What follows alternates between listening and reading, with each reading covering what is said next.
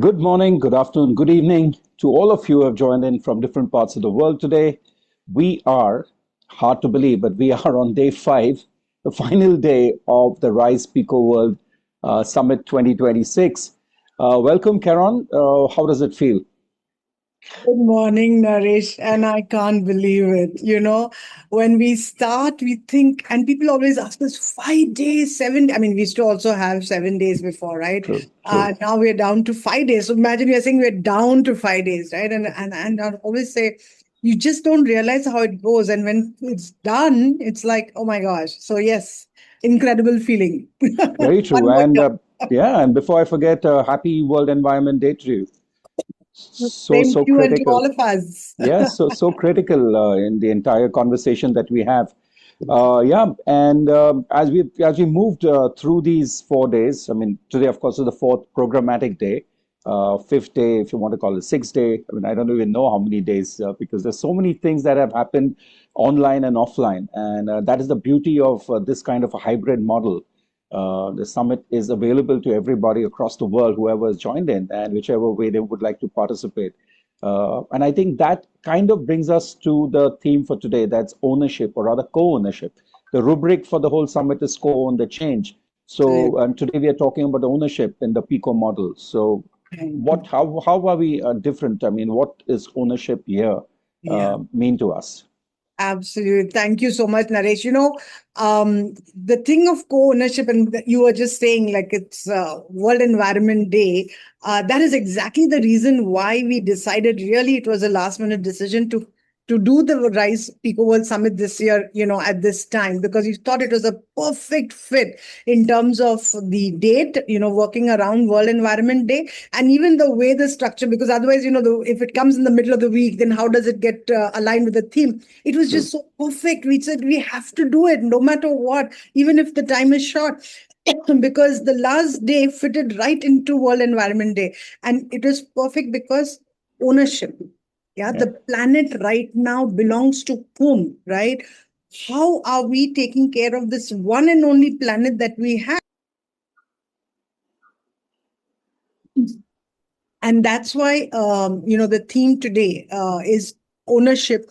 One, from point of view of our model, the Pico model, which really says that whoever you are, whether you're a partner, you're an entrepreneur, and you're a citizen, right?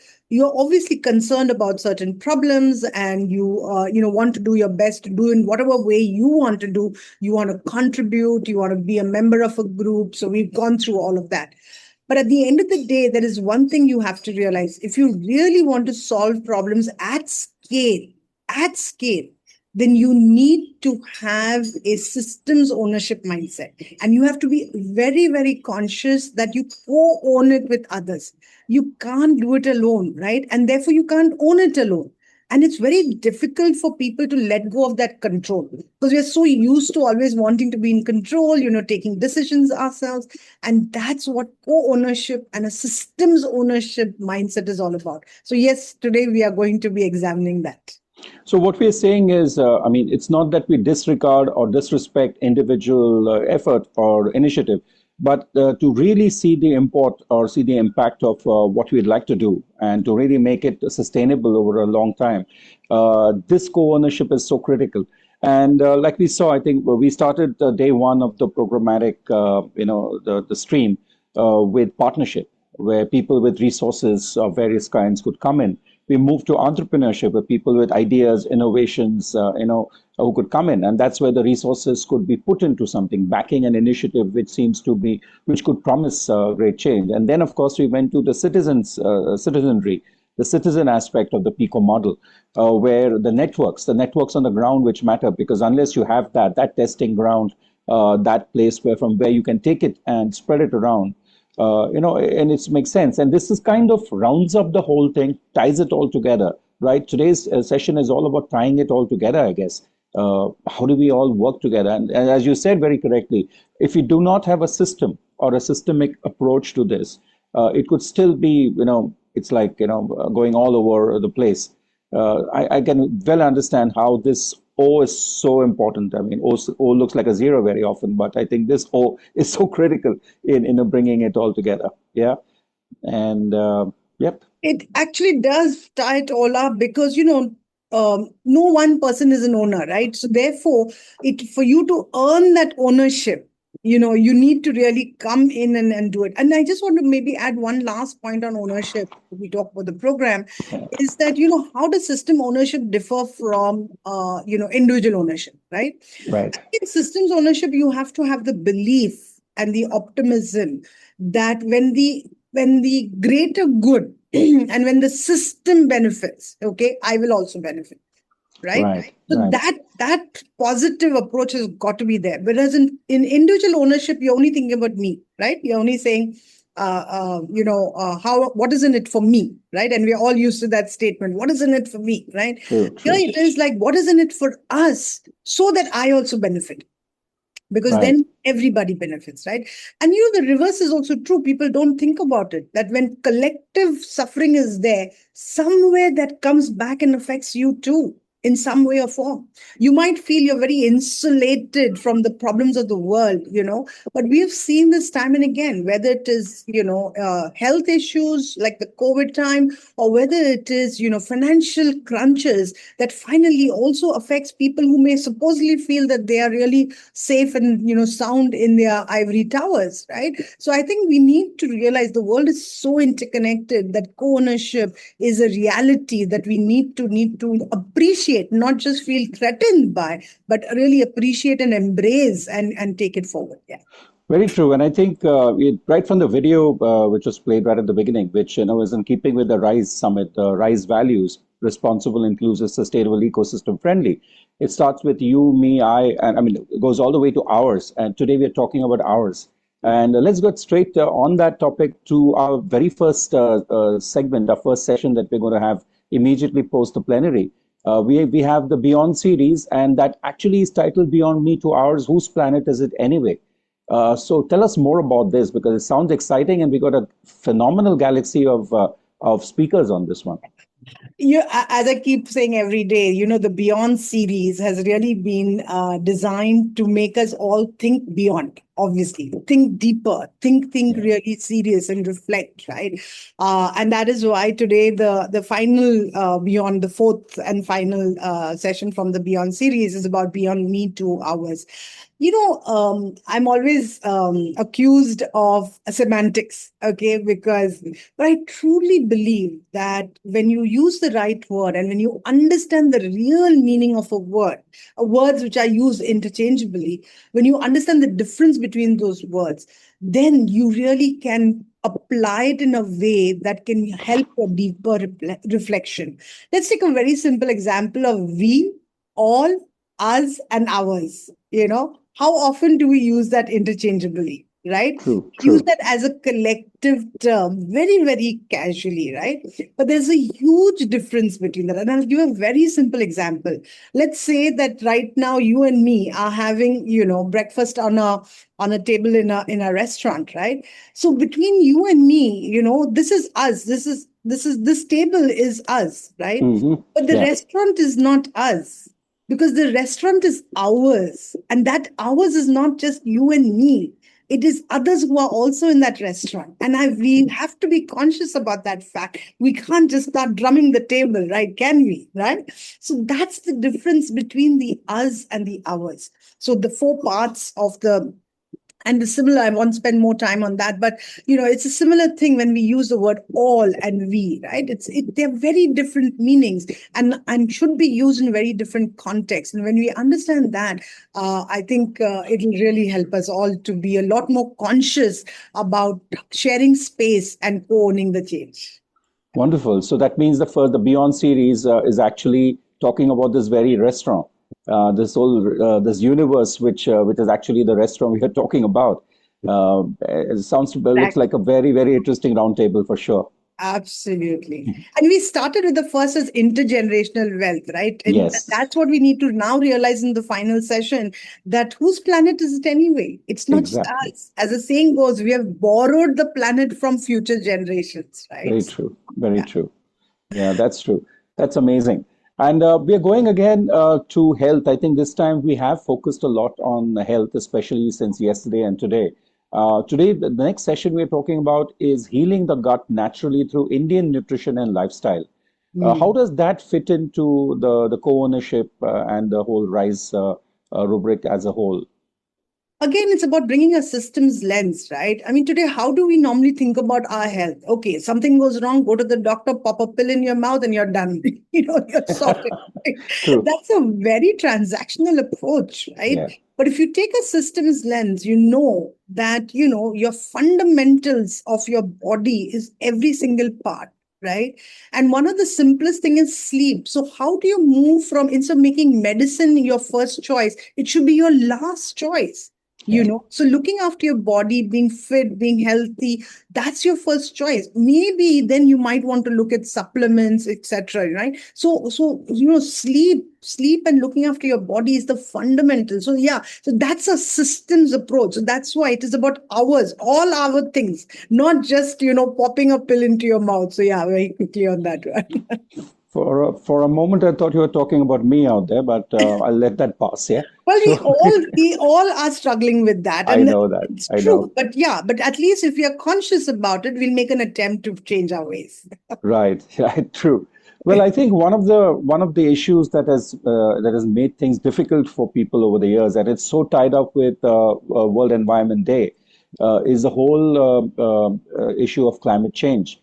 We are each one of us. I mean, there are people in the world, very influential people in the world, who still claim and shout from the rooftops that climate change does not exist. But I think on the ground, every single citizen of this planet is experiencing the changes that are coming about due to climate change.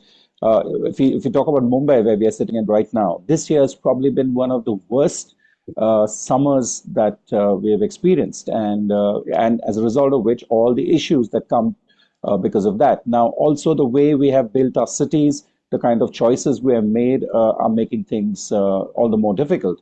And we have two very interesting sessions today. I think the first one this morning is about managing urban heat using nature-based solutions. That Yes. sounds very interesting. Yeah. In fact, we've got two sessions. One is a workshop and one is a roundtable. And both Yeah. are dealing with heat because, like you said, just here, we are really struggling with heat right now. 97 cities out of 100 most hottest cities in the world are in India. Oh I my mean, God. what are we talking about over here? People have to just look out of the window. Forget about look out of the window. Just feel the air on their bodies instead of just using the aircon all the time, right? Yeah. And then see what is the difference. So that's why the focus on heat this year. And both of them are obviously talking about nature-based solutions, tree canopies, terrace gardening. How do you really use these methods to really bring the temperature down? So one is a workshop and one is a roundtable. And I'm not going to give away too much about the roundtable, but there is something special going to be demonstrated during that roundtable. So I do hope people are going to come and join us for that. The last one, which is again on the whole, this thing is the interesting citizen, city and then Zin, so Yeah. there's a nice play on the word citizen.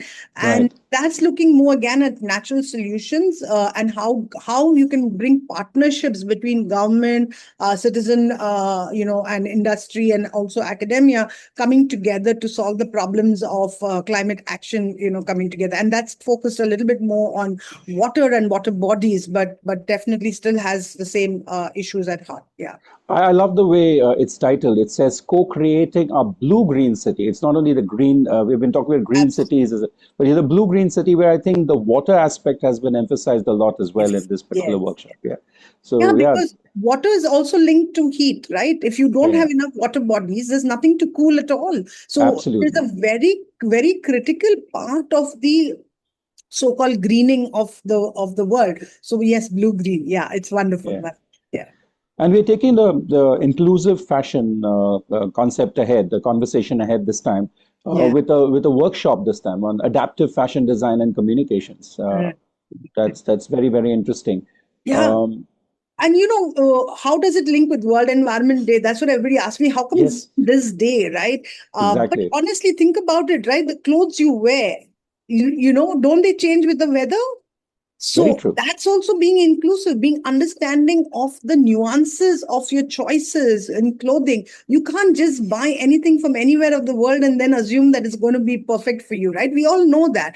I mean, instinctively, and common sense tells you all these things, but we don't mindfully do these things. And I think that's a great way to have this workshop, to make people aware that with climate change, one of your so-called weapons against it, or one of your adaptations that you need to look at, is clothing, and moreover inclusive clothing, especially for people who are even more challenged to adopt to them. Yeah. Yeah, true. And I think we got a very interesting session today on in the tour segment, where we're actually exploring the Konkan area of Maharashtra in Yes. India.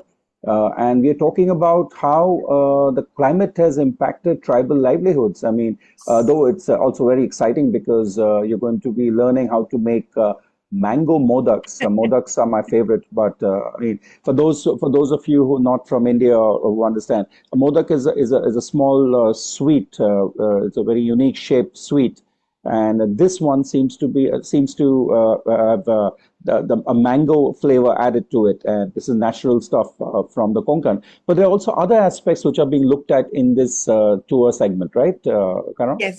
Yes, absolutely. As you said, it's all about hours, all about systems, right? And this therefore brings across, livelihood, climate, food, all of this is coming together in that session, and it's so interesting to see. And women, so Oh gender, yeah, so many intersectionality over here that we are seeing, of issues that can be taken care of when somebody thinks and designs with that perspective in mind. And Stricon, who's the partner over there, has done an amazing job, literally an amazing job in doing tackling all these issues through this one program that they do, which is yeah, basically livelihoods, but it also, as I said, takes care of so many other issues, and again links to back to climate action, because if they do not have the right kind of weather, the food, okay, patterns go for a toss. And if the yeah. food patterns go for a toss, then I mean the agriculture goes for it. If the agriculture goes for a toss, your food patterns are also going to get affected, right? So we need to understand these interlinkages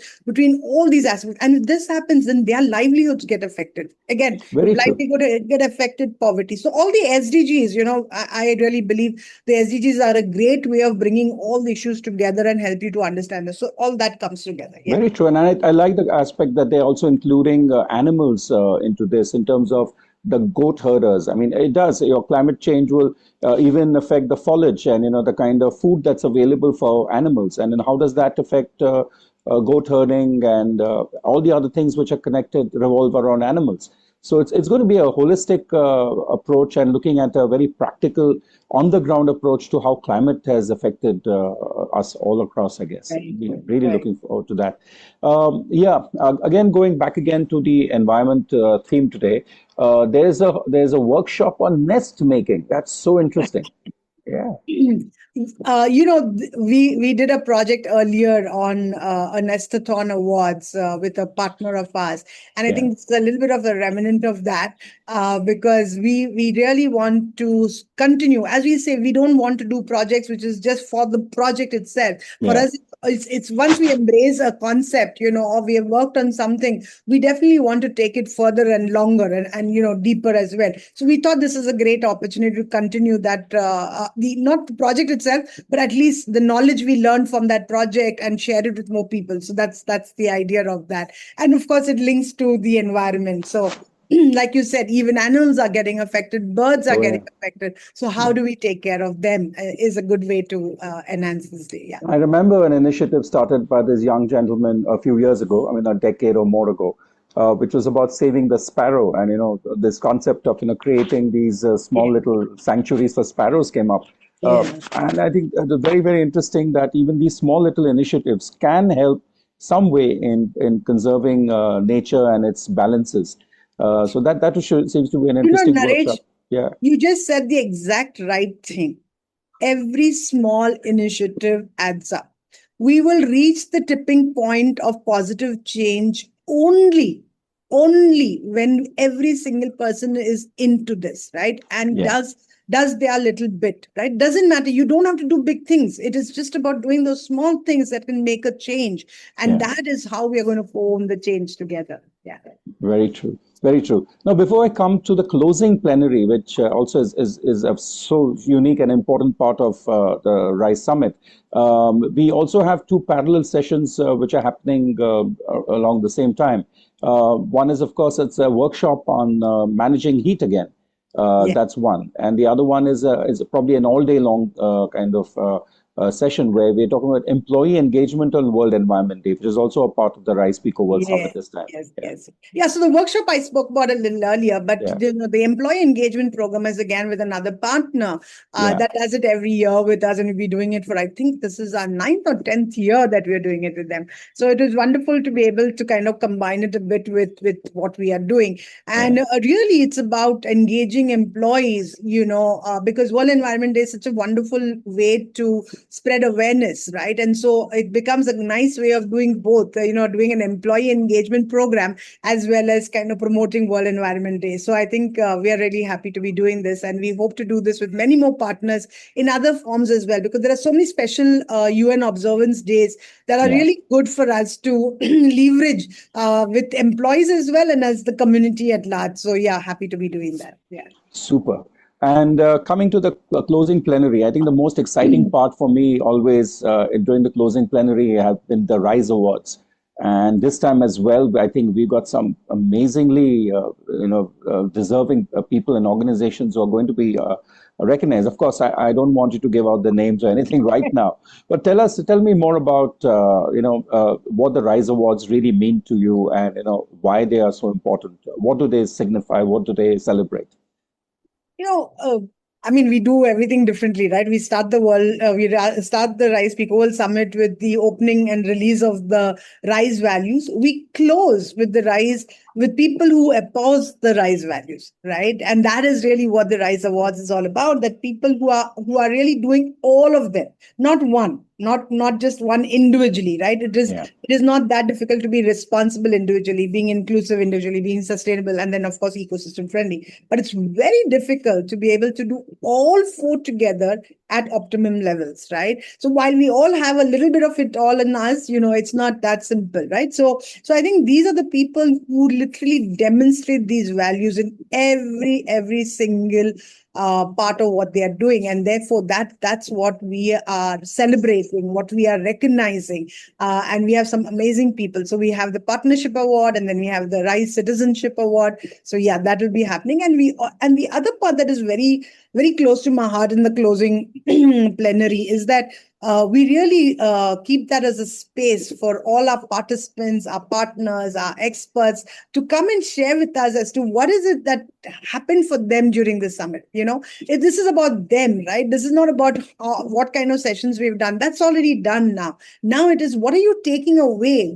How did something shift for you? It's not just about coming to a session and walking away, right? Did something. So like what we have written over here in our this thing is the saying, from dialogue to conviction to co-ownership. So have we helped you, build your conviction? Have we helped you create some commitment? Have we helped you create ownership, right, in yourself? And I think that's the beauty of the closing plenary. And I really look forward to it, because the insights we get from our participants, the kind of ideas and suggestions and outcomes that come from it is really, really heartwarming. So Very encourage true. as many people to join us. So that's happening at 6 p.m. India time today. So all of you who are listening to this, yeah, do mark your calendars, because we're going to have some amazing people coming on board, and of course, it'll be a celebration of this wonderful week that's been so far.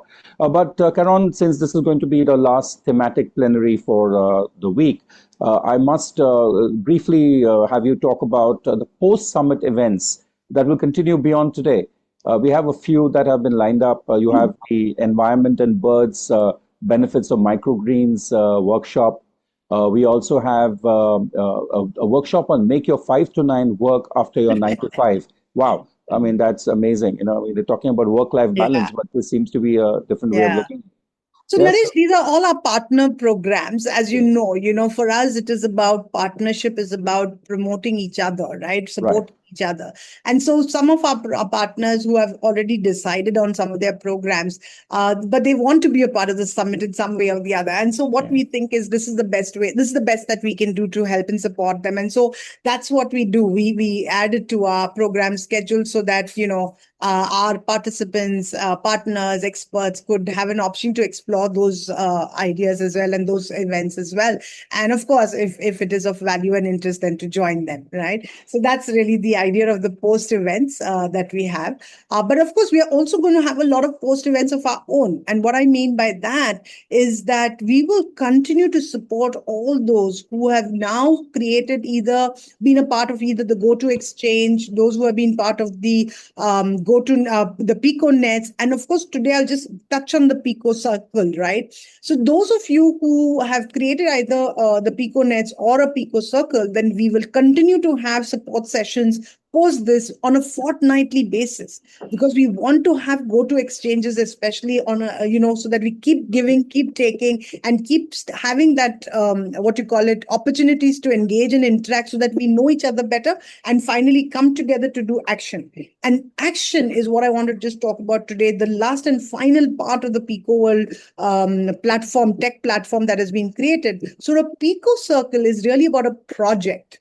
Right. So while a PicoNet is about a community, right, we're bringing people together to exchange ideas, learn from each other's experience, etc. A Pico Circle is very clearly focused on what is going to be the action on the ground, because that's the only way we're going to change, right? And that's why we're saying building the Pico Circles that change the world. So you have to have a clear project in mind. You have to have a clear goal in mind, that this is what I want to achieve. You can't just say, I want to do this. Yes, sure, this is what you want to do, but what are you going to achieve when you start doing that, right? So you have a clear, and finally a clear action plan. We're not asking you to do project management on the portal. That you can do offline in whatever way and whatever form you do it, whether it is, us now, or a project management or any other project, Airtable, whatever you might be using. We are perfectly fine with that, right? What we want over here is that you put your project out there so that those who may want to collaborate with you would be able to do that. Or on the other hand, you might be able to inspire others to do something similar, or to kind of, reach out and come and join you. So this is really there, and give visibility, right, to your work. When you're doing your work, should not be hidden in WhatsApp groups and online communities, right? As we spoke about yesterday as well. So that's what the Pico Circle is about. And yeah, the post-event summit will definitely have a whole calendar of sessions that will be around GoTo Exchange, which is about giving and taking. I'm sorry. And the second will be about tools that will help you to strengthen your PicoNet, strengthen your Pico Circles, and take your work forward so that you can actually, create impact on the ground. Yeah. So all these interactions that you're talking about will happen on the Pico platform, is it? Or is it going to be? Oh, that's wonderful. Absolutely. Absolutely. Going forward, everything is the Pico World platform now. And and we definitely hope to, take this further. It has been a difficult time because we had such a short time within which we were making this happen. But, and like I keep saying, we were literally building the ship as we were sailing. So, God is great. And I think we've now come to a position where we can say we are comfortable, and all the glitches are out. And, that's but natural. We are in a beta phase. So it is going to happen. And we hope that that our partners, expert, and whoever else has been a part of this, will be understanding and continue to engage and therefore build on that platform. Yeah. That's great. So I think, Karan, I think this will be a great way to end this particular session.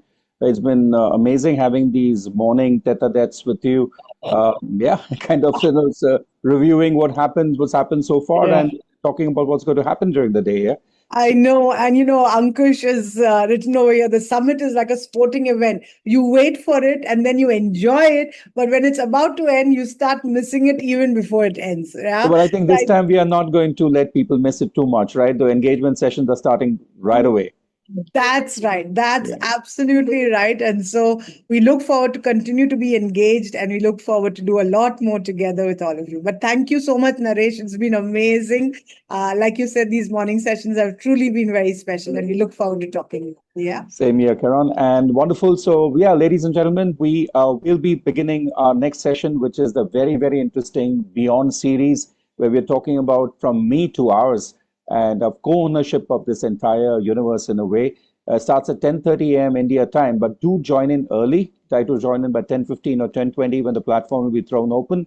We have some amazing, amazing people coming for that, and I think that will give us insights beyond what we have actually possibly learned so far. So thank you once again. This is the fifth day of the RISE PECOWorld Summit 2022, the last technically programmatic day. Like Karon said, the RISE PECOWorld Summit has only just started. And today we'll just bring an end to the programmatic part of it. Tomorrow we start RISE again. Thank you and have a wonderful day. Goodbye.